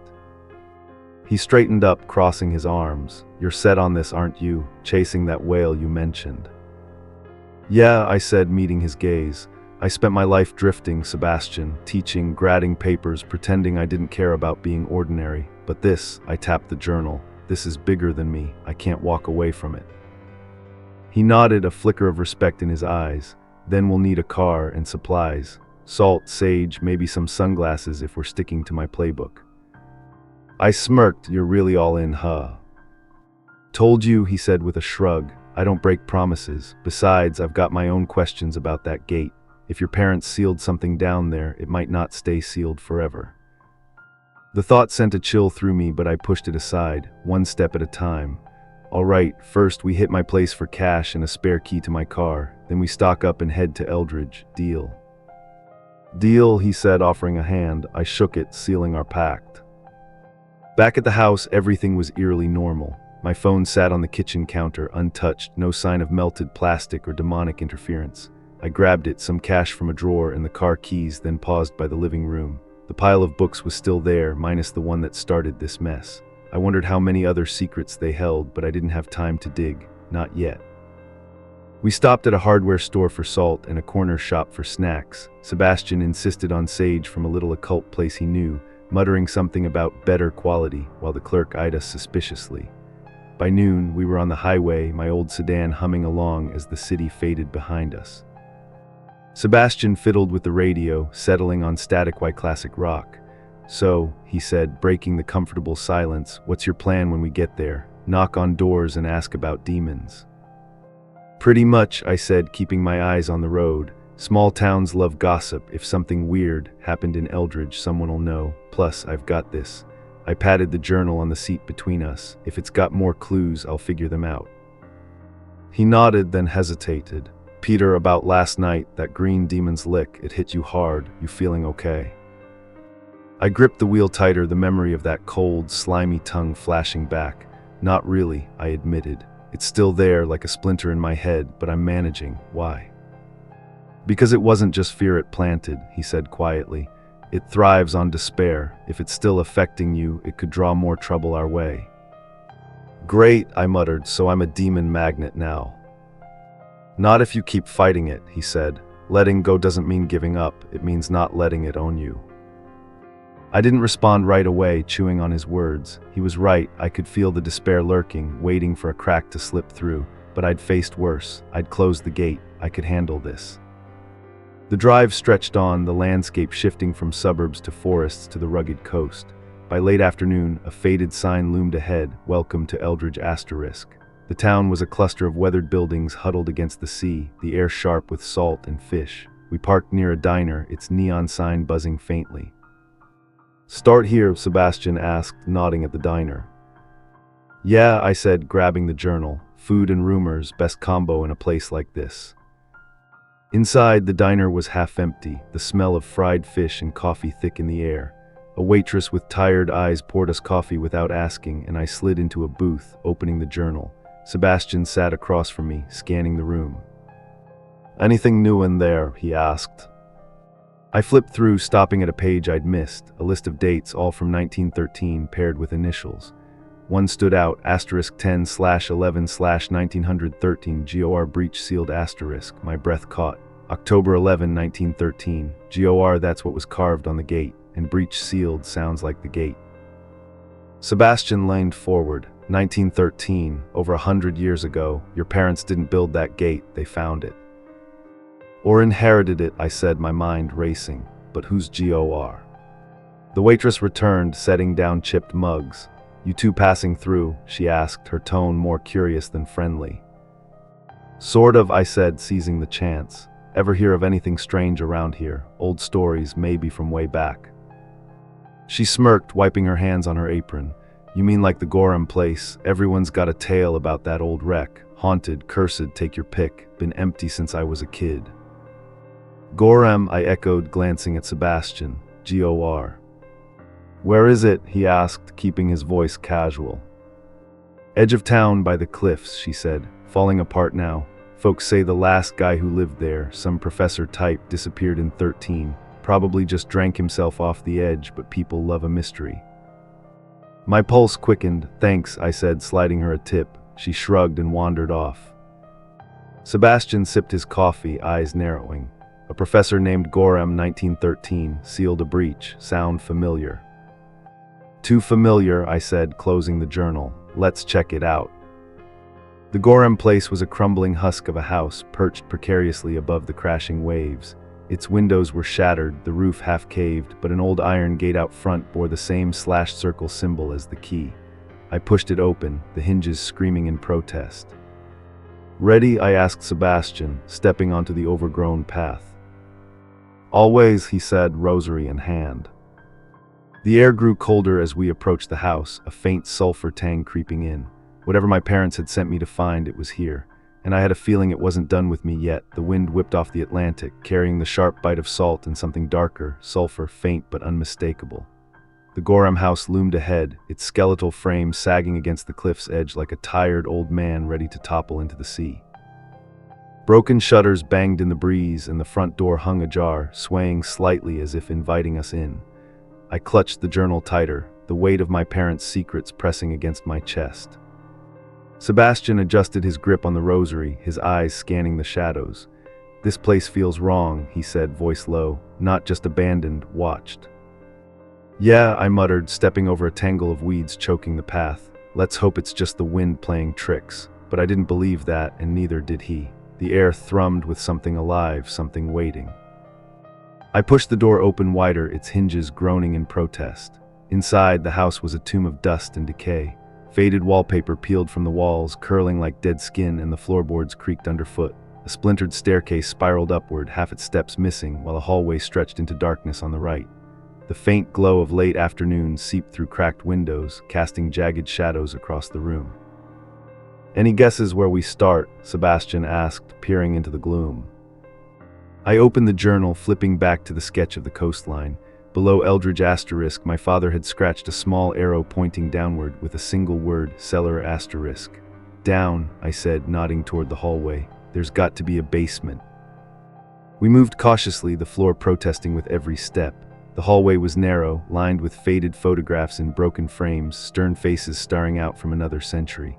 One caught my eye, a man in a high-collared coat holding a familiar pocket watch. His eyes were sharp, his jaw set, and beneath the photo, a faded label read GOR 1912. Gorham. "Sebastian, look," I said, pointing. "That's him, the watch, it's the same one." He leaned closer, frowning. "Your parents didn't just stumble onto this, they were tied to him somehow." "Family maybe," I said, my mind racing. "Or students, professors stick together." I tucked the thought away, another thread to unravel later. At the end of the hallway, a narrow door stood half open, revealing a steep staircase descending into pitch black. The sulfur smell grew stronger, curling up from below like a warning. I pulled the watch from my pocket, its ticking a steady pulse against my palm. Ready. Sebastian nodded, sprinkling a thin line of salt across the threshold. Just in case, he said, stepping past it onto the stairs. The descent was claustrophobic, the walls brushing our shoulders as we went. The air thickened, heavy with dampness and that infernal stench. At the bottom, the stairs opened into a low-ceilinged cellar, its stone walls slick with moisture. In the center, a crude circle was etched into the floor, deep grooves filled with dark, crusted stains. At its heart sat a small iron box, rusted but intact, the slashed circle symbol embossed on its lid. "That's it," I said, kneeling beside it. The journal trembled in my hands as I opened it to the page with the dates. 10/11/1913, GOR, breach sealed. This is where he did it. Sebastian crouched next to me, his rosary dangling over the circle. Sealed what though? Another gate. I ran my fingers over the box, feeling for a latch. There was a small keyhole, perfectly sized for the key from the pedestal. Only one way to find out. I slid the key in and turned it. The lock clicked and the lid sprang open with a hiss, releasing a puff of stale air. Inside lay a single object, a thin, yellowed letter, folded neatly. I unfolded it carefully, my breath catching as I recognized my father's handwriting. "Peter, if you're reading this, you followed the trail we couldn't finish. Gorham was my great-uncle, a physicist turned occultist. In 1913, he opened a breach, unintentionally trying to harness time itself. It unleashed them. He sealed it with the watch, but the cost was his sanity. We found his work decades later, inherited the burden. The gate under your bed was a remnant, a weak point they kept clawing at. You closed it, but the breach here is the source. The watch can seal it again, but only if you surrender what they feed on, your will to fight. We're sorry we left you to this. We love you." Below, my mother's precise script added, "The circle is the anchor. Place the watch within, stop its time, and walk away. Do not resist." I stared at the letter, my throat tight. "They knew all along," I whispered. "This whole time, they were protecting me from something they couldn't stop." Sebastian rested a hand on my shoulder, "And now it's yours to end." A low rumble shook the cellar, dust sifting from the ceiling. The circle's grooves began to glow faintly, a sickly yellow light pulsing within them. The sulfur stench sharpened, and a voice, not human, not animal, but something between, hissed from the shadows, "You cannot close what begs to breathe." I stood, clutching the watch. "Watch me," I said, stepping into the circle. The air crackled, and the shadows twisted, forming claws and eyes that lunged toward me. I pulled the knob, freezing them mid-strike, and placed the watch in the center of the circle. The glow flared, then dimmed, the rumble fading to silence. "Peter, now," Sebastian shouted, tossing me the key. I caught it and knelt, locking the iron box around the watch. The circle's light died completely, and the shadows collapsed, dissolving into nothing. I stepped back, chest heaving. "Is it done?" Sebastian sprinkled salt over the circle, waiting. No growl, no glow. "I think so," he said, exhaling. "You surrendered the fight. It had nothing left to grab onto." I picked up the letter, folding it back into the journal. "Then why do I feel like I just lost something?" "Because you did," he said softly. "That watch was power. Letting it go took guts." We climbed back up, the house quieter now, the oppressive weight lifted. Outside, the sun dipped toward the horizon, painting the sea gold. I looked at the Gorham place one last time, then turned away. "Let's get out of here." The drive back was long, the silence between us heavier but not uncomfortable. Sebastian dozed off halfway, his head against the window, while I replayed everything: my parents' sacrifice, Gorham's mistake, the demons that nearly broke me. The journal sat on the dash, a tether to a legacy I hadn't chosen but couldn't ignore. By the time we reached my street, night had fallen. I parked and nudged Sebastian awake. "We're back." He blinked, stretching. "What's next for the demon hunter?" I smiled faintly, stepping out into the cool air. "Sleep, then figure out what live free really means, you sticking around. Long enough to make sure you don't burn the house down again," he said, grinning. We walked up to the door and I paused, glancing at the sky. Somewhere out there, that whale-sized fish still swam in the ocean of existence. I didn't know what it was, but for the first time I wasn't afraid to find out. The fight was over, at least for now. The porch light flickered as I turned the key in the lock, the familiar creak of the door welcoming me back to a house that felt both mine and alien. Sebastian followed me inside, kicking off his boots by the entryway. The living room was unchanged, books still piled in the corner, the couch sagging where I'd left it. No scorch marks, no salt rings, just home. I dropped the journal on the coffee table and sank into the cushions, exhaustion hitting me like a freight train. Sebastian lingered by the doorway, hands in his pockets. "You sure you're okay alone tonight, after everything?" "I'll manage," I said, rubbing my eyes. "I've got a spare room upstairs if you want to crash. No demons under the bed this time, promise." He smirked, tempting. "I'll take it, but if I hear growling, I'm out." "Deal," I said, managing a tired laugh. "There's a bathroom down the hall, towels in the closet. Make yourself at home." He nodded and headed upstairs, leaving me alone with the quiet. I stared at the journal, its worn leather cover staring back like it held more secrets than it had already spilled. My parents' words echoed in my head, "Live free." Simple enough, but after a lifetime of their emotional distance and a night of battling literal demons, I wasn't sure what freedom looked like. I grabbed my phone from the counter, still intact, battery at 12%, and scrolled through missed calls. A few from colleagues, one from a friend asking about grading deadlines, normal life waiting to reclaim me. I set it down and picked up the journal instead, flipping to a page I'd skimmed earlier. It was a list of names, penned in my father's hand, dated years before I was born. Gor Eldridge, 1913 M. T. London, 1947 E. L. Cairo, 1962 P. And J. here, 1985 asterisk. P and J, my parents, Peter S.R. and Jane. Here had to mean this house. The others, Gorham I knew, but MT and EL, more players in this game. I rubbed my temples, the weight of a larger puzzle settling in. They'd been part of something, tracking breaches, sealing them, passing the torch, and now it was mine. A creak from upstairs snapped me out of it, just Sebastian settling in, probably. I closed the journal and dragged myself to bed, collapsing without bothering to change. Sleep came fast, but it wasn't peaceful. Dreams twisted through my mind, yellow eyes in the dark, my parents' voices whispering about time, a vast shadow swimming beneath an endless sea. I woke at dawn, sweaty and restless, the taste of sulfur faint on my tongue. Downstairs, Sebastian was already up, brewing coffee in the kitchen. "You look worse than yesterday," he said, sliding a mug my way. "Thanks," I muttered, taking it. "Bad dreams, keeps the adrenaline fresh." He leaned against the counter, sipping his own. "Demon leftovers, they'll fade or they won't. Either way, you've got to decide what's next." I stared into the black coffee, steam curling up. There's more out there. That list, Gorham wasn't the only one. My parents were tracking something bigger. I can't just go back to grading papers like nothing happened. "Didn't think you would," he said, setting his mug down. "So, what's the play?" I pulled the journal over and opened it to the list. London, 1947. Cairo, 1962. Something happened in those places, breaches, maybe, or people like Gorham trying to fix them.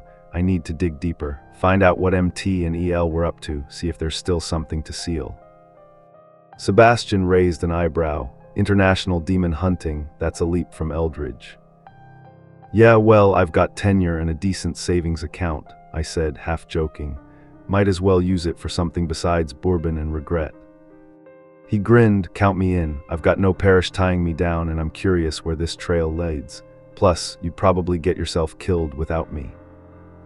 "Probably," I admitted, grateful for the backup. "First, I need info. X's got real-time chatter. People post weird stuff there all the time. I'll search for anything tied to London 47 or Cairo 62. See if the web's got leads too." Sebastian nodded. "Smart. I'll check my own sources, old priest networks. Some of them keep records the Vatican doesn't advertise." We spent the morning strategizing. I fired up my laptop, diving into X posts and web searches. Typing London 1947 strange events into the search bar pulled up a mix of conspiracy threads and historical oddities. One X post from a user named at time Lost 47 caught my eye. Granddad swore he saw a hole in the sky over East End Oct 47, said it screamed. Family called him mad. Anyone else got stories? Replies mentioned flickering lights, missing time. Nothing concrete, but enough to ping my radar. Cairo 1962 was murkier. A few academic papers referenced unexplained seismic activity near the pyramids, dismissed as equipment glitches. An X thread from At Desert Whispers claimed a dig crew vanished that year, leaving tools behind in a circle of sand turned to glass. Crackpot stuff, maybe, but the circle detail nagged at me. Sebastian came back from a call, scribbling notes. Got something. A Father Michael Tennant, MT, was in London 47, exorcist sent by the church to investigate disturbances. Vanished after filing a report about a temporal rift. Cairo's trickier. EL might be Esther Levitt, a scholar who died in 62, rumored to have been hunting artifacts tied to gates. Both cases got hushed up.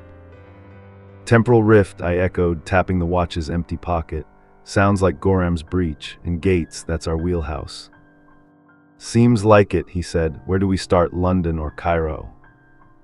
I leaned back, weighing it. London was closer, with a clearer lead. Cairo felt wilder, riskier. London, I decided. Tennant's rift might still have echoes. We can book flights, leave tomorrow. Gives me time to tie up loose ends here. Works for me, Sebastian said. I'll pack light, salt, sage, and a prayer. I booked the tickets online, my fingers hesitating over the confirmation button. This was it, no turning back. I hit send, then stood, stretching. One last thing, I said, grabbing my phone. I'm posting on X, see if anyone's got more on London 47, might shake something loose. I typed, looking for info on weird events, East End, London, Oct 1947. Holes in the sky, missing time, anyone heard the old stories? I hit post and watched the screen. Within minutes, a reply popped up from its shadow chaser. My Nan talked about that, said a priest tried to close it, left a mark near Mile End, DM me. I showed Sebastian, Mile End, that's our starting point. He nodded, a spark in his eyes. Let's go fishing, Peter. The next morning we were at the airport, bags slung over our shoulders. The journal rode in my carry-on, a silent guide to whatever waited across the ocean. As the plane took off, I stared out the window, the ground shrinking below. That whale-sized shadow swam in my mind's eye, vast and uncaught. I didn't know if London held it or Cairo or somewhere beyond, but I'd chase it through time, through gates, through hell itself if I had to. My parents had left me a burden. I'd turn it into a purpose. The plane's engines hummed as we climbed through the clouds, the world below dissolving into a patchwork of gray and green. I leaned back in my seat, the journal resting on my lap, its edges worn from my restless fingers. Sebastian sat beside me, flipping through a battered paperback, some theology text he'd grabbed from my shelf. He hadn't said much since takeoff, but his quiet steadiness was enough. We were in this together, two unlikely hunters chasing a shadow neither of us fully understood. My phone buzzed in my pocket, still on airplane mode, but I'd saved the last X reply from its shadow chaser. Mile End, old churchyard. Nan said the priest buried something there. Ground's still wrong, grass won't grow. Good luck. It wasn't much, but it was a thread to pull. I DM'd them back before we boarded, promising to follow up. If they were right, Tennant's temporal rift had left a scar and maybe a key to the bigger puzzle. I glanced out the window again, the sky stretching endless and blue. My parents' voices lingered in my head, asterisk live free asterisk. For years I'd thought freedom meant coasting through life, avoiding the big questions. Now I saw it differently. Freedom wasn't escape, it was facing the unknown, choosing to step into the dark instead of hiding from it. They'd given me the tools, watch, journal, will, and trusted me to finish what they couldn't. The flight attendant's voice crackled over the intercom, announcing our descent into Heathrow. Sebastian closed his book, tucking it into his bag. Ready for this? He asked, his tone light but his eyes serious. Yeah, I said, slipping the journal into my backpack. Let's see what Tennant left us. We landed in the late afternoon, the London air cool and damp as we stepped outside. A cab took us to Mile End, the city unfolding in a blur of red buses and gray stone. The churchyard was easy to find, a small, overgrown plot squeezed between a crumbling chapel and a row of flats. Iron gates sagged on their hinges, and the grass was patchy, thinning to bare dirt in spots. One patch stood out, a rough circle, maybe 5 feet across, where nothing grew at all. The ground looked scorched, like it had been kissed by something hotter than fire. Sebastian knelt by it, running a hand over the soil. This is it, feels heavy, like the air holding its breath. I pulled out my phone, snapping a photo, then crouched beside him. Nan's story checks out. Tennant closed something here, but why's it still like this? He sprinkled a pinch of salt over the circle, watching it settle. No hiss, no flare, just silence. Maybe it's dormant, he said, sealed but not gone like your gate. I nodded, digging into my bag for the journal. The list stared back at me, *M, T London 1947. I flipped to a blank page and jotted down what we'd found: Mile End Churchyard, dead ground, Tennant's mark *. Then I hesitated, my pen hovering. Sebastian, what if this is just the start? Cairo's next, and who knows how many more. He stood, brushing dirt off his hands. Then we keep going, one breach at a time. You've got the stomach for it, Peter. I saw that in Eldridge. I smirked, pocketing the pen. And you've got the salt. Guess we're a team. We lingered a moment longer, the circle silent beneath the fading light. No demons roared up, no shadows moved, just a quiet scar from a fight long past. But I felt it, the pull of something bigger, that whale-sized shadow swimming just out of reach. London was a piece, Cairo would be another. The trail wasn't done with me yet. Sebastian suggested, nodding toward the street. We've earned a pint, damn right, I said, slinging my bag over my shoulder. We walked off, the churchyard fading behind us, its secret safe for now. The journal bumped against my hip with every step, a promise and a weight. My parents had set me on this path, but I'd walk it my way, chasing the unknown, not running from it. The sun dipped below the skyline and the city buzzed around us, alive and oblivious. I didn't know what waited in Cairo or beyond, but I'd find out. One day I'd catch that fish, or it'd catch me. Either way, I was ready, the end.